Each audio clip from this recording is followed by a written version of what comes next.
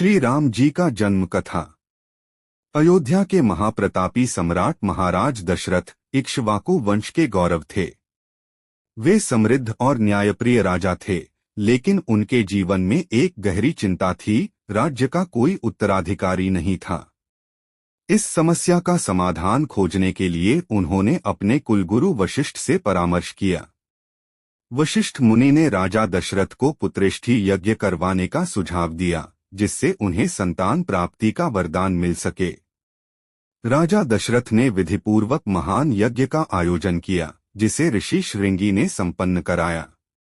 यज्ञ के पूर्ण होते ही अग्निदेव प्रकट हुए और एक स्वर्ण पात्र में दिव्य खीर प्रदान की। उन्होंने कहा, हे राजन, यह प्रसाद तुम्हारी पत्नियों को संतान सुख प्रदान करेगा। राजा दशरथ ने श्रद्धापूर्वक खीर को अपनी तीनों रानियों में वितरित किया। रानी कौशल्या को आधा, रानी कैकेयी को 1/4 और रानी सुमित्रा को शेष भाग दिया।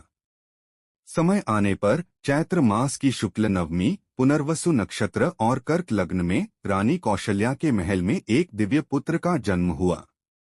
उस समय समस्त अयोध्या आनंद में डूब गई।